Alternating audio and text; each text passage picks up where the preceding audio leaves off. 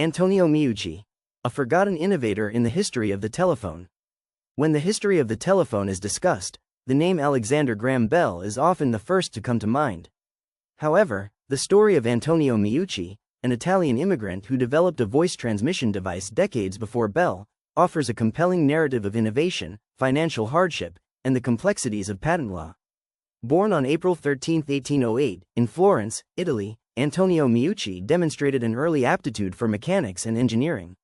He was the eldest of 9 children, though only a few survived to adulthood. His father worked as a government clerk and his mother as a homemaker. At 13, Meucci enrolled at the Florence Academy of Fine Arts, studying chemical and mechanical engineering, though financial constraints forced him to leave after 2 years. He continued his studies part-time while working in various government roles, developing practical skills that would serve him well in later inventions. His formative years were marked by curiosity, experimentation, and a fascination with devices that could transmit or manipulate sound. Meucci traveled extensively in his early adulthood. He worked in theaters across Italy, designing stage machinery and mechanical effects. Political unrest and limited opportunities prompted him to move to Cuba, where he continued stage work and experimented with mechanical innovations. Eventually, he emigrated to the United States, first in New York City and then Staten Island, bringing with him the knowledge, experience, and inventive spirit he had cultivated across continents. These travels exposed him to diverse technologies and challenges, shaping his practical and inventive approach. In the early 1850s, Meucci developed a device he called the teletrofono, a voice transmission apparatus designed to communicate with his wife, Esther, who was bedridden due to illness. The device utilized a diaphragm and electromagnetic components to transmit sound over a wire. Though rudimentary compared to later telephones, it represented a significant step toward voice communication over distance. In 1871, Meucci filed a U.S. patent caveat for his invention titled sound telegraph. A caveat was a preliminary notice claiming an invention, not a full patent, and did not grant exclusive rights.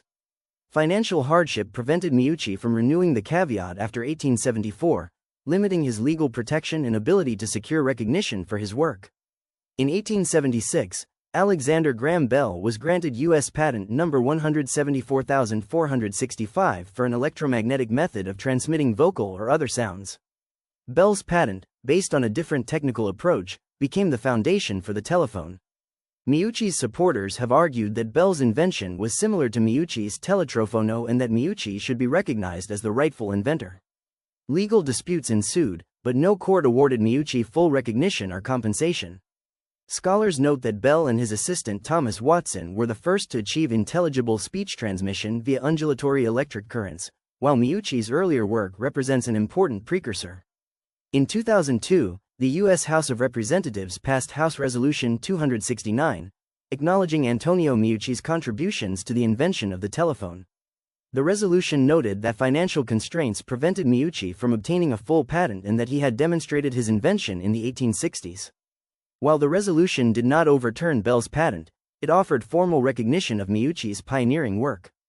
Meucci spent decades on Staten Island, where he managed a small candle factory while continuing his inventive experiments. He faced frequent financial instability and struggled to maintain his equipment, often improvising repairs and sourcing materials from local suppliers. Despite these challenges, he persistently refined his telecommunication devices and maintained correspondence with potential collaborators and investors, illustrating both his dedication and the practical obstacles of 19th-century invention.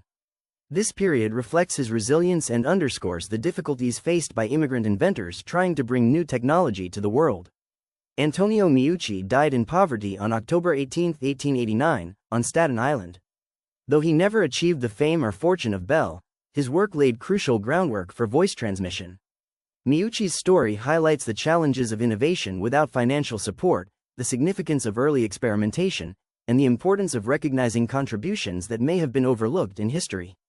His persistence and ingenuity remain a vital part of the story of the telephone. Brian D'Ambrosio is the author of Italian-Americana, available in 2026.